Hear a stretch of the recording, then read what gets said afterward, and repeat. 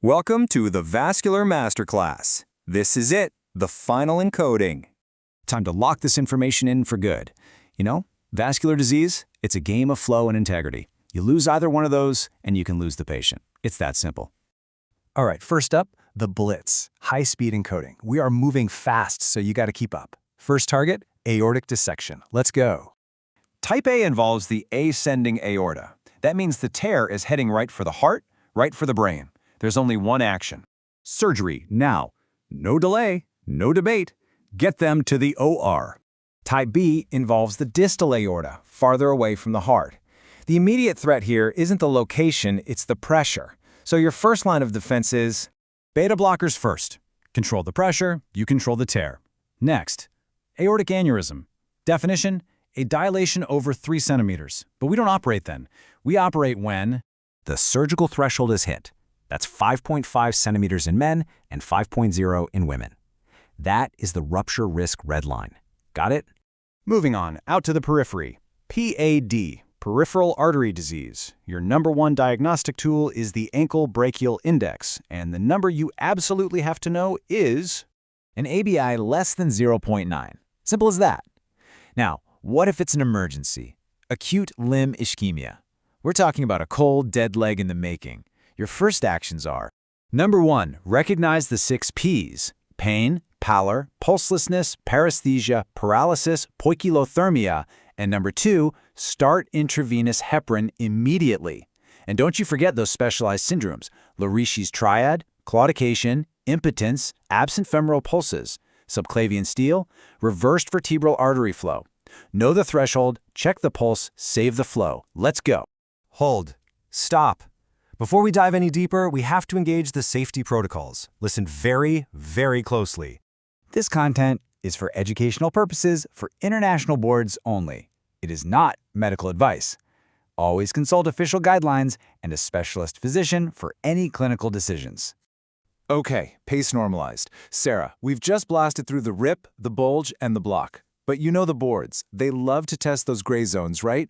Where 2 catastrophic events can present almost identically. So let's set the scene.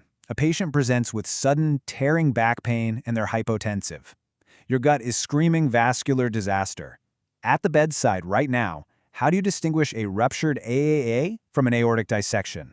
It really comes down to 2 things, Dr. Collins: pulse and pressure. Look, while both can cause hypotension eventually, a classic Type A dissection is often hypertensive right at the onset. That's from the intense catecholamine surge. And you have to check for a blood pressure gap between the arms. A ruptured AAA, on the other hand, is a massive hemorrhage from the get-go. They are profoundly hypotensive, and you can often find that pulsatile abdominal mass. When it comes to imaging, it all depends on stability. If they're stable, you've got time for a CT angiography. But if they're crashing, there's no time. It's straight to the OR. Exactly. Stability dictates the scan. That's a brilliant distinction. All right, let's switch gears and talk about those decision numbers for chronic PAD. We know the diagnostic line is 0.9, but there's another number, a number that signals limb-threatening disease. Sarah, what is the ABI threshold for critical limb ischemia? That critical red line is 0.4. An ABI below 0.4 signifies severe ischemia. We're often seeing rest pain or even tissue loss at this stage. You know, this isn't just about claudication anymore. This is about an imminent risk of amputation. That patient needs an urgent evaluation for revascularization, period. And speaking of managing PAD, here is a crucial board trap they love to throw at you: cilostazol.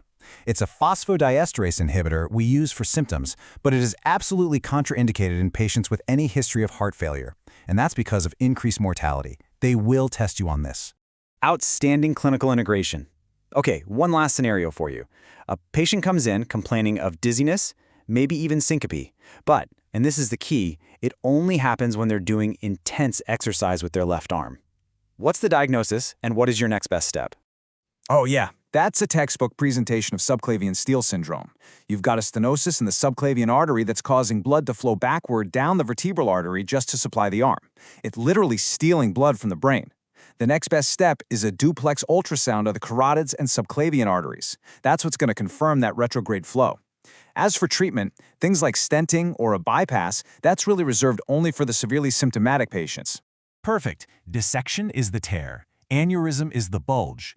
Ischemia is the block. Okay, it is time to prove you have this locked in. Sarah, prepare for hyperdrive review. 30 seconds on the clock. You ready? Ready. Type A dissection. Surgery. Type B dissection. Beta blockers. AA surgical threshold, 5.5 centimeters. PAD diagnosis. ABI less than 0.9. Acute ischemia first move, IV heparin.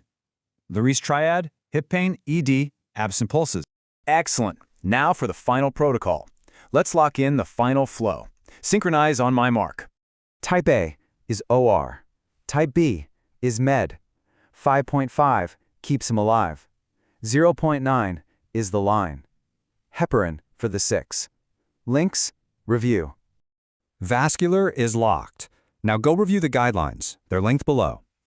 You have officially completed the Peripheral and Aortic Diseases Masterclass. You are a master of the body's pipes.